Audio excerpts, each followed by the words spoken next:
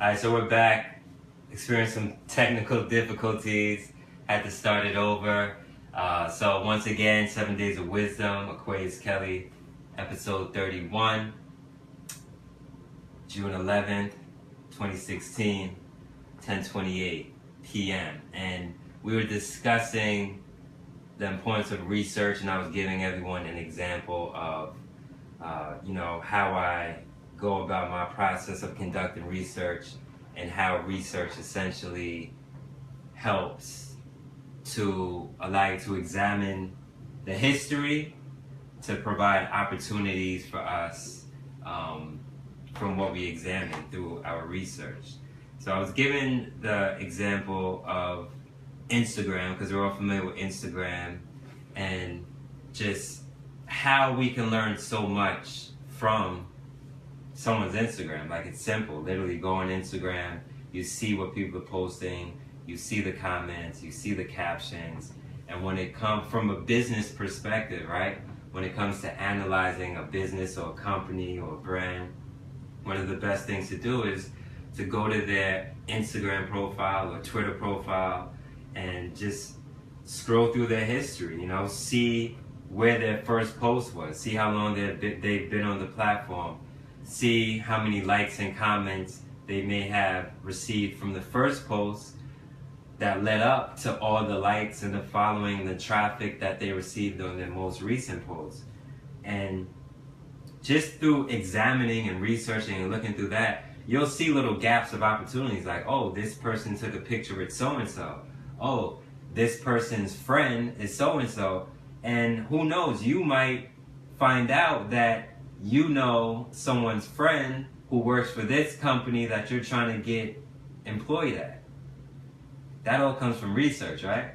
This is true. So it's all about making those connections, putting in the time, putting in the energy, putting in the hard work, and really just grinding and hustling and connecting the dots, man. Like, literally, it's a puzzle, right?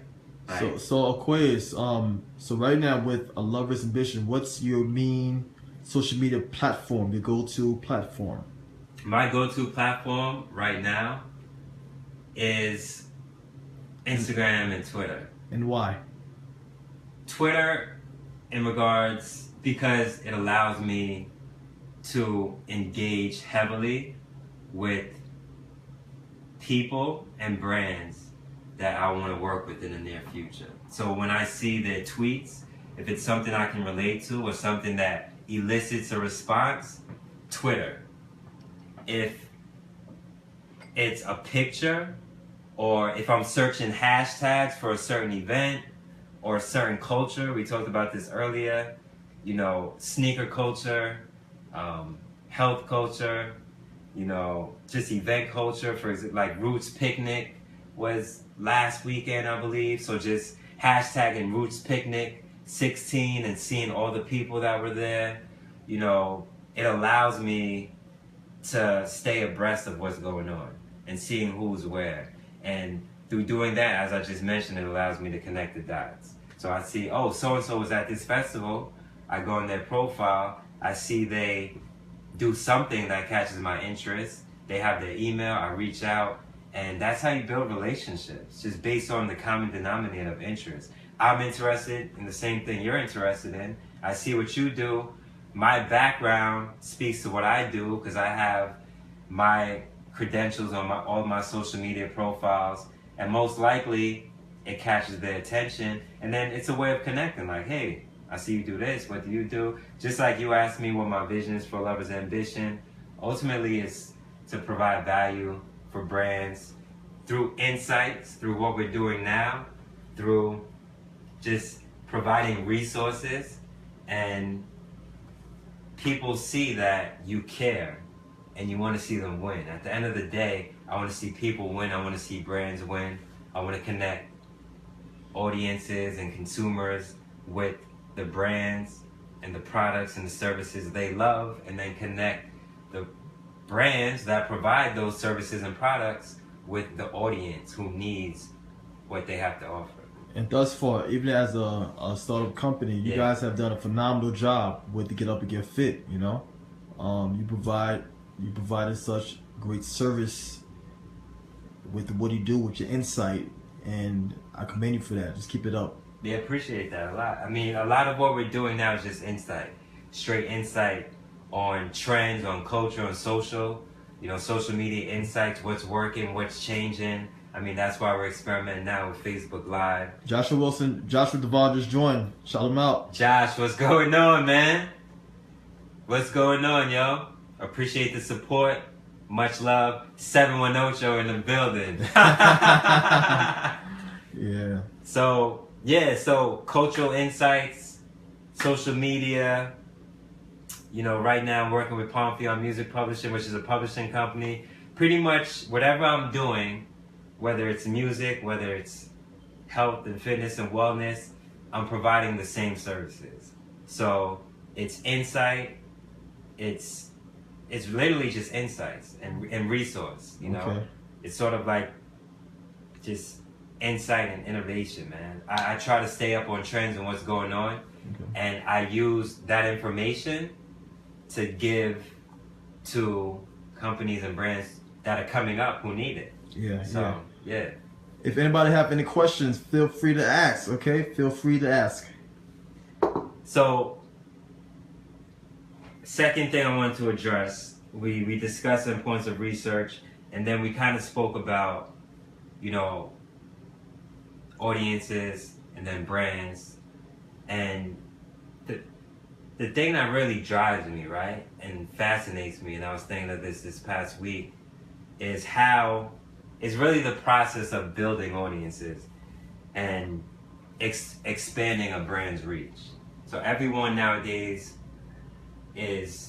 wants an audience. They want to build an audience, a following, right? A tribe. These are all terms that are used, throughout different industries. And I feel as though that entire process really amazes me. I enjoy the work of going from literally 0 to 1 to 2 to 3 and just building it up organically. Okay. The process, as opposed to paying for like 10,000 followers just to impress somebody or impress people. I enjoy the process and work that comes with hacking systems and figuring out, all right, what works, what doesn't work, how can I get this person's attention? Of course, from a positive perspective, not to just get attention. Wani Pinnick just joined us. Wani, what's going on? The Johnson family is in the building. So, I mean, these are all things that really just interest me, the intersection of just connecting people, and that value proposition, man, just seeing people win, like seeing Thomas win with Get Up and Get Fit, and seeing him happy, servicing clients and helping clients with their lifestyle, literally helping clients change their lives. Wani says, hey, bro. So, I mean, these are all things that just drive me personally, drive what I'm about, drive what I do with the Lover's Ambition and the mission and vision behind that, drive what I do with what I bring energy-wise from a Lover's Ambition to Get Up and Get Fit, to Pomfeon Music Publishing, to Behind the Hustle, all of the things that I'm involved in, to the students that I work with, to me working in education, all of that kind of stuff. It's really all across the board. I mean, it seems as though I may have many things going on, but like what we said earlier, it's just everything I'm doing is automatically a part of my lifestyle. It's a part of the culture and lifestyle that I live. Yeah. I consider my 4 pillars to be the arts, education, entertainment, and leadership. Nice. So everything that I'm doing falls into those pockets. Yeah. Joshua said, "What's good, fam?" And Amber B just joined us. Amber B, what's going on? Appreciate the support. Glad to have everybody in. Any questions? Let me know. I'm gonna answer some questions. Thomas, let me know anything that's on your mind. Feel free to ask. Come on, Pete. Saturday night, man. Like most people are out right now, partying, watching TV, doing whatever they're doing. You guys are getting some good content, some good free content, some stuff that other people pay money for. What do y'all want to know? What do y'all want to know? Oh, another post. I don't know. Did you see this post, the World Star Hip Hop post, man? No, I did not see the World Star Hip Hop post. So the World Star Hip Hop post. Let's see. I think it was Wednesday, Thursday. So pretty much, I thought, like, what would a platform look like if it was like the World Star Hip Hop of positive content, right? So World Star Hip Hop. Well, actually, I did see it. It was actually a good post. Yeah. And what made me think of that? I just think of so many things that are going on in the world right now. We're distracted by so much. Even on Facebook, I see a lot of stuff. And sometimes it's funny, sometimes it's comedy. But at the end of the day, when we really look back at it, or when we think 10 years from now, you know, how important is it, really, in regards to how it changed our lives? And I think about, you know, entertainment, and then there's escapism, and then there's, you know, enriching content. So whatever I do... So it's three sectors. Yeah, I mean, there's more than that. I just kind of broke it down like that. But yeah, like, whatever we do, right, it's like we can choose what it is. We all need entertainment. Sometimes I just want to chill and watch Netflix. Very, very rarely. Like, I'll probably watch it once or twice a month. Sometimes we want to escape, you know. We're feeling a certain way. Emotionally, we may be angry, upset. We just want to escape. Whether that's through working out, whether that's through playing basketball, whether that's through partying, going to the club, whether that's through eating microwave popcorn. You know, our form of escapism can be negative or positive. So escapism itself really isn't negative. Escapism itself is determined by what we use and what we choose to escape to. So one question. So like, in regards to percentage, what percent would you say you need to focus on escape and focus on content and focus on distraction? Because you mentioned three phenomenal sectors. You know, can I get like a gist or like a visual or more of an understanding of what you would personally? So lifestyle, like what I do. What you do personally in regards to dedicating your time to those three sectors? Yeah. So just to give you a quick rundown, pretty much anyone who knows me already knows it. I like to wake up early. Ideally, I haven't been waking up at 4 too much recently. Ideally, I like to wake up at like 4 in the morning, 4:30. The reason why is to get a head start on the day. Once 7 o'clock hits, it's like the whole world is up already. That's where the distractions already start kicking in. So if I could get that extra 3 hours in the morning where I can wake up, maybe meditate, read, especially summertime, it's nice to just wake up, hear the birds chirping, clear your mind, right? Set your priorities before the clutter of the day sets in. Set your priorities, clear your mind, read a book. It helps your day to be so much more productive. It helps my day to be productive. So that's ideally. Recently, kind of been waking up 5:36, but same thing. Wake up early in the morning, get set, mentally set for the day. Go throughout the day. I mean, from 8 to 2, I'm in school. I'm at a middle school, New Brunswick. Shout out to New Brunswick Middle School. And of course, I'm working with students in that time allotment. And then once I get out of school, that's when I shift to, you know, my personal stuff. So I tell people this all the time. When I'm not working on one thing, I'm working on another thing. So right out the gate, 3 o'clock, me driving home from school, get home, 3 o'clock on my computer. I'm working on content, either for Lover's Ambition or, you know, for Palm Fion. Just content. Regardless of what it's for, it's content.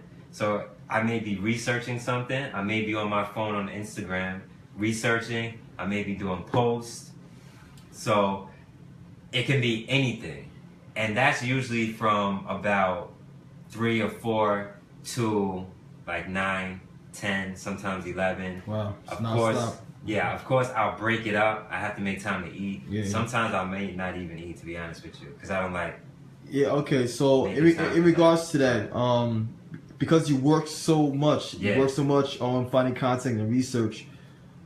How do you plan on taking care of yourself? You know, in regards to maintaining a healthy lifestyle, man? Because it seems like you wake up early, you go to sleep late, and you constantly on the grind. It's hard, man. Like right now, it's hard. Like we have our seasons where we're able to sprint a little more, and then we have to slow down.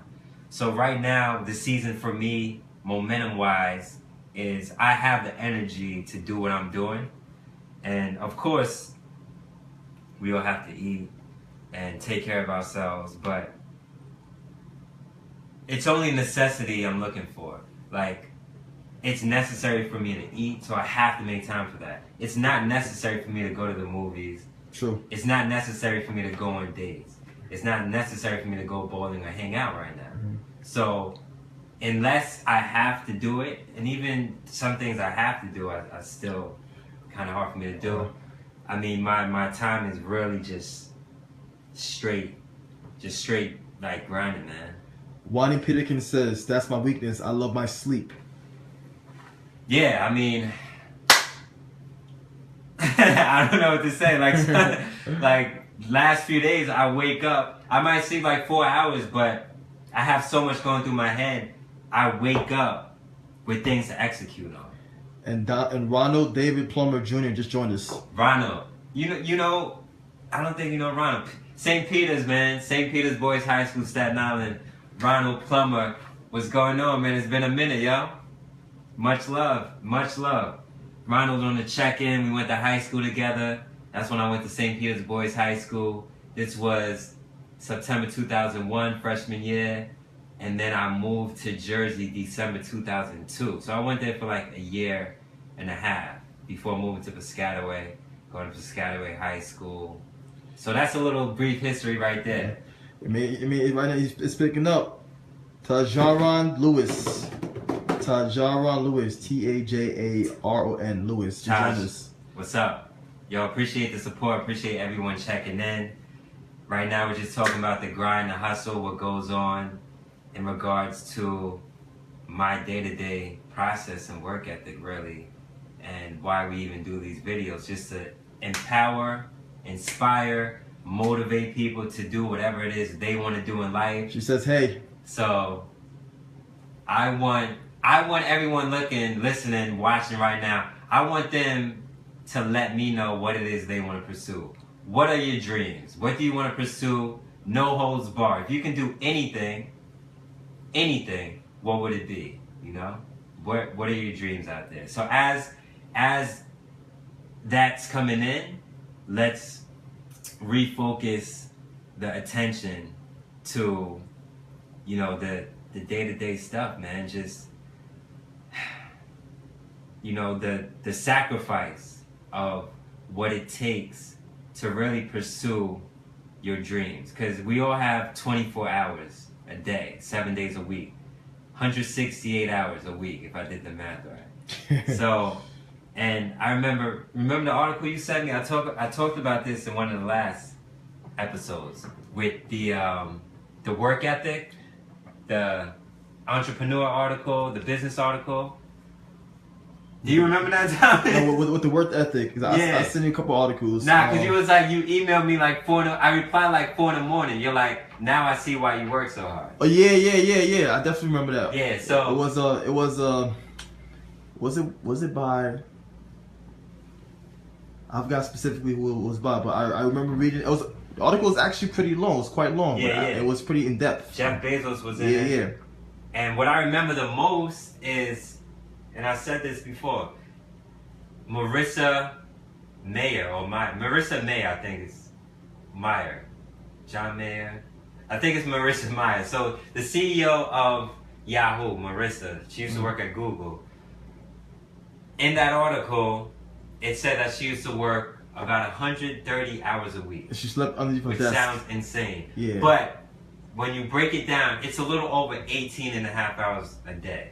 So if we look at our day, 24 hours in a day, right? Most people, let's say we work 8-hour shift. Work 8 hours, 8 hours to do whatever you want, sleep 8 hours. Let's break it down into thirds. Yeah, 8, 16, 24. So if we're working for 8 hours, we have 8 hours to either work on developing and creating our dream for ourselves, outside of working for someone else, or we can just be satisfied working for someone else. Well, depending on what the work is, some people like that work. It's cool. And then just do whatever we want to do with the 8 hours we have to ourselves, and then we need time for sleep. So essentially, we can do whatever we want to do. It's all about how we allocate our time, how we manage our time, organize our time. Organization is key. And it's really up to us. Like, no excuses, man. Like, there's no reason to really be upset at the world, or be upset at circumstances, or be upset at other people. And this goes to the 7 habits of highly effective people. Anything outside of our realm of influence, there's no point of spending energy on it. Like, what's the point of spending energy on things we have no control over, right? Yeah. Like, we yeah. get cut over in traffic Mm-hmm. and get upset. Is it really worth getting upset? But the thing is, this, I mean, I hear you on that, but some people are just very reactive. Emotional. Yeah, emotional. Yeah, and that's true. So me personally, like, sometimes I catch myself. Yeah. Then I have to really think about what I'm doing. Yeah. Then I stop. You Yeah. know? Yeah. So I guess it depends on the individual and their state of mind and where they're at that moment. Absolutely. Absolute mindfulness, right? Yes, mindfulness. So if we're mindful of if we're self-aware, mindful of what's going on, we do have to catch ourselves. Mm-hmm. Knowing when to catch ourselves requires that mindfulness. When we're mindful, we know, we feel it. Like, when we're upset or when we're hit a certain way, usually we feel it first in our stomach or our heart. Mm-hmm. And it takes being mindful to catch that feeling and not act on the feeling, but catch it first, think about it, and acknowledge that I'm feeling this way. What can I do to combat this feeling, right? Yeah. The Jaron, she agree with you. She give you a thumbs up. Yeah, I appreciate that.